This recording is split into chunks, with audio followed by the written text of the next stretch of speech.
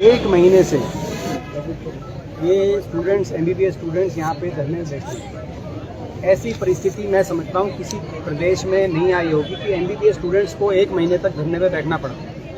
ये अपने आप में इस प्रदेश की सरकार के लिए एक बहुत बड़ा शर्मसार होने का कारण है। लेकिन इसके बावजूद ऐसी असंवेदनशील सरकार, इन्होंने ऐसी बॉन्ड की पॉलिसी स्टूडेंट्स पे थोपी जिनको बॉन्ड की पॉलिसी नहीं कहा जा सकता। ये फीस है, ये बॉन्ड नहीं है, फीस है। ये एक तरीके से डेफर्ड फीस पॉलिसी स्टूडेंट्स पे थोपने का काम किया, जिस पॉलिसी के बोझ के तले एमबीबीएस स्टूडेंट्स ऐसे प्रेस्टिजियस इंस्टीट्यूशन जो निकलेंगे उनको एक तरीके से सरकार बाध्य कर रही है और एक उनको बंधुआ अपने कर्मचारी के रूप में सरकार बाध्य कर रही है। किस दबाव में? फीस देने के दबाव इतनी बड़ी, और साथ में मेडिकल एजुकेशन को मिडिल क्लास और गरीब परिवारों के रीच से बाहर करने का काम सरकार कर रही है। हम इसका विरोध करते हैं। हम सरकार से आग्रह करते हैं कि इस पॉलिसी को वापस लिया जाए, सरकार वापस ले। आज इन स्टूडेंट्स को अकेला सरकार ना समझे। इन स्टूडेंट्स के साथ हरियाणा प्रदेश का हर गरीब परिवार, हर मिडिल क्लास परिवार, पूरा प्रदेश आज की भावना इन स्टूडेंट के साथ है। आज प्रदेश का विपक्ष इन स्टूडेंट के साथ है। जब हरियाणा की विधानसभा का सत्र शुरू होगा तो हम काम रोको प्रस्ताव विधानसभा सत्र के अंदर लेके आएंगे। तब तक सरकार वापस करे, और जब संसद का सत्र 7 तारीख से देश की संसद विंटर सेशन शुरू होगा पार्लियामेंट का, तो देश की संसद में भी आज हम इन स्टूडेंट की बात को देश की संसद में इनकी जायज़ मांगों को हम लेके जाने का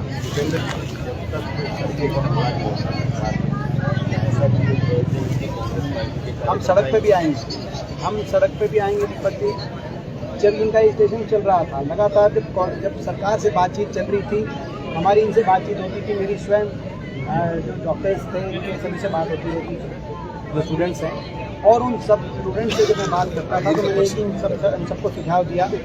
मेरा भी सुझाव यही रहता था कि पहले आपकी सरकार से बातचीत, जब तक सरकार पहली जिम्मेदारी सरकार की रहती है, उसके बीच में हम अगर कुछ करते तो ऐसा दिखाई देता है कि कहीं ना कहीं हम इस पर राजनीतिक रोटी सेकने का प्रयास करते। मगर जब सरकार जागे ना जगी, बातचीत के कई राउंड के बाद कल बातचीत फाइनल सरकार ने अपना फॉर्मूला दे दिया, जो स्टूडेंट्स ने स्वीकार किया। तो कल रात को जब मेरे पास इसका मैसेज आया कि ये बात आई है और हमें विपक्ष की आवश्यकता है, विपक्ष की मांग मुद्दे पर लड़ाई लड़े, तो आज मैं यहाँ पे आया हूँ। और हम कांग्रेस पार्टी, प्रदेश की कांग्रेस पार्टी, चाहे वो सड़क पर लड़ने की आवश्यकता हो, चाहे सदन में उठाने की जरूरत हो। जैसे मैंने कहा कि संसद में भी 7 तारीख को स्टूडेंट्स की आवाज़ गूंजेगी, और विधानसभा के अंदर भी आप लोगों को प्रस्ताव हम लेके आएंगे। विधानसभा के अंदर भी इस पूरे मुद्दे पर हम चाहते हैं सरकार से सार्वजनिक बहस हो। सरकार ने हमारे समय 40,000 फीस थी, फिर भी 4 नए मेडिकल कॉलेज बने, और जो एग्जिस्टिंग मेडिकल कॉलेज थे उनकी फैसिलिटीज अपग्रेड हुई, चाहे वो रोहतक मेडिकल कॉलेज है। इस सरकार ने 9 साल में एक मेडिकल कॉलेज में एक कमरा बनवाने का काम किया नहीं, और अब 40 लाख फीस की बात कर रहे हैं स्टूडेंट्स को। ये कहाँ का न्याय है? ये कौन सी नीति? ये बातें लेकर हम संसद में, विधानसभा में इस सरकार को घेरने का काम करेंगे। हम सरकार से आग्रह करते हैं बार बार, ये शिक्षा ऐसी से संबंधित ऐसी बातें होती हैं जो राजनीति से ऊपर होती हैं, देश नीति में आती हैं। हमने सरकार को पर्याप्त समय दिया स्टूडेंट से बात करके इनकी मांगों को मानने का, और आज भी हम आग्रह करते हैं सरकार ये पॉलिसी को वापस ले दे। हम स्वयं धन्यवाद करेंगे, लेकिन अगर सरकार अपनी हठधर्मिता पे कायम है तो एक जिम्मेदार विपक्ष की तरह हमें स्टूडेंट्स की लड़ाई हम आगे लड़ेंगे। अगर पैसा ही देना है तो सरकारी संस्थान बिल्कुल ठीक है। और ये कहा गया, हाईएस्ट लेवल पे इसे कहा गया कि यहाँ तक कि जो स्टूडेंट्स बता रहे हैं, आज मेरे को बताया कि मुख्यमंत्री जी ने भी ये कहा है, इससे दुर्भाग्यपूर्ण नहीं हो सकता कि भाई आप प्राइवेट के अंदर आप 50-60 लाख देते हो, 1 करोड़ देते हो, प्राइवेट वाले आपको लूटने का काम करते हैं, तो आप यहीं दे दो। सरकार का ये सरकार तो क्या है, सब स्टूडेंट्स को लूटने के लिए सरकार है, और प्राइवेट के अंदर जो दे देते हैं सरकार को उन पर भी हस्तक्षेप करके उन पर भी रेगुलेशन लाना चाहिए। हम तो ये कह रहे हैं अगर कोई इससे मुनाफा कमाने का काम करता है। लेकिन सरकारी इंस्टीट्यूशंस की स्थापना क्यों हुई? मैं सरकार से बात पूछता हूँ।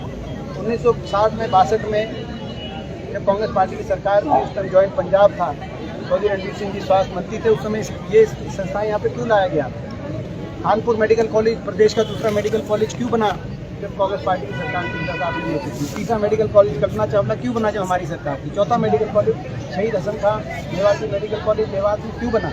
ESI मेडिकल कॉलेज फरीदाबाद में क्यों बना? पांचों मेडिकल कॉलेज प्रदेश में इत्तेफाक से हमारी सरकार के समय बनी कांग्रेस पार्टी। इन्होंने कहा हर जिले में बनाएंगे, लेकिन 9 साल से कोई एक भी मेडिकल कॉलेज बनाया नहीं। फीस बढ़ाने का केवल काम है। ये तो अन्याय है, तो ये अन्याय हम बर्दाश्त करते हैं। साहब, सरकार का ये कहना है कि होम पॉलिसी लाने के पीछे मंशा जो है डॉक्टरेट की कमी है सरकारी। ये बिल्कुल ये सरासर खारिज करते हैं इस बात। ये सारे स्टूडेंट्स भी खारिज करते हैं और हम भी खारिज करते हैं इस बात को, क्योंकि ये तो EMI की बात कर रहे हैं, ये तो शिक्षा में कितना खर्चा हो रहा है उसकी बात कर रहे हैं जो मीटिंग्स के अंदर। और अगर डॉक्टर की कमी की बात है तो जितने पद हैं वो पद निकालें, उनमें भर्ती करें। जब पद निकालते हैं कितने गुना उससे एप्लीकेशन आ रही है, कहीं डॉक्टर की कमी नहीं है। जब पद निकाल रहे हैं 900 और उसमें 5000 अप्लाई कर रहे हैं हरियाणा के अंदर, तो यानी कि डॉक्टर्स की कमी की तो का प्रश्न नहीं होता। ये तो कहीं ना कहीं ये जो सरकार सरकारी स्कूलों को प्राइमरी शिक्षा में बंद कर रही है, निजीकरण की तरफ बढ़ते हुए कदम शिक्षा क्षेत्र के अंदर सैद्धांतिक रूप से उस तरफ सरकार लेके जाना चाह रही है प्रदेश की नीतियों को, और हम उन नीतियों को। Thank you.